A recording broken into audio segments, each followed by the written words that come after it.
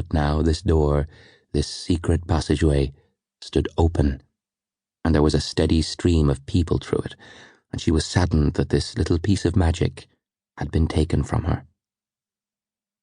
Tea was served, and drinks were poured, and little sandwiches were passed around on silver trays, and Stephanie watched the mourners casually appraise their surroundings. The major topic of hushed conversation was the will. Gordon wasn't a man who inspired or even demonstrated any great affection, so no one could predict who would inherit his substantial fortune.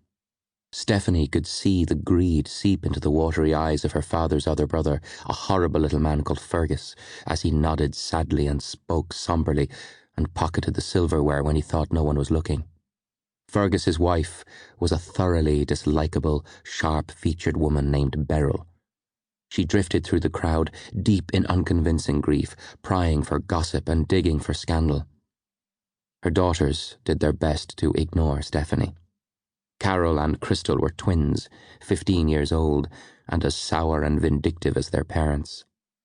Whereas Stephanie was dark-haired, tall, slim and strong, they were bottle blonde, stumpy, and dressed in clothes that made them bulge in all the wrong places.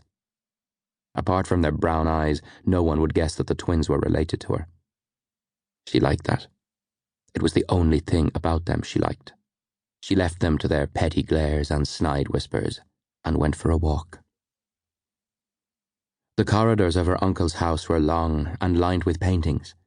The floor beneath Stephanie's feet was wooden, polished to a gleam, and the house smelled of age, not musty exactly, but experienced. These walls and these floors had seen a lot in their time, and Stephanie was nothing but a faint whisper to them. Here one instant, gone the next. Gordon had been a good uncle. Arrogant and irresponsible, yes, but also childish and enormous fun, with a light in his eyes, a glint of mischief. When everyone else was taking him seriously, Stephanie was privy to the winks and the nods and the half-smiles that he would shoot her way when they weren't looking. Even as a child, she felt she understood him better than most. She liked his intelligence and his wit, and the way he didn't care what people thought of him. He'd been a good uncle to have. He taught her a lot. She knew that her mother and Gordon had briefly dated. Courted, her mother had called it, but when Gordon had introduced her to his younger brother, it was love at first sight. Gordon liked to grumble that he had never got more than a peck on the cheek, but he had stepped aside graciously and had quite happily gone on to have numerous torrid affairs with numerous beautiful women. He used to say that it had almost been a fair trade, but that he suspected he had lost out. Stephanie climbed the staircase, pushed open the door to Gordon's study and stepped inside. The walls were filled with the framed covers from his bestsellers and shared space with all manner of awards.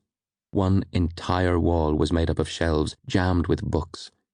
There were biographies and historical novels and science texts and psychology tomes, and there were battered little paperbacks stuck in between. A lower shelf had magazines, literary reviews and quarterlies. Stephanie passed the shelves which housed the first editions of Gordon's novels and approached the desk. She looked at the chair where he died, trying to imagine him there. How he must have slumped. And then, a voice so smooth it could have been made of velvet. At least he died doing what he loved. She turned, surprised to see the man from the funeral in the overcoat and hat standing in the doorway.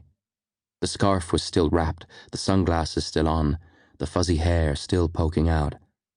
His hands were gloved. "Yes," Stephanie said, because she couldn't think of anything else to say. "At least there's that." "You're one of his nieces, then?" the man asked. "You're not stealing anything. You're not breaking anything. So I'd guess you're Stephanie." She nodded and took the opportunity to look at him more closely. She couldn't see even the tiniest bit of his face beneath the scarf and sunglasses. "Were you a friend of his?" she asked.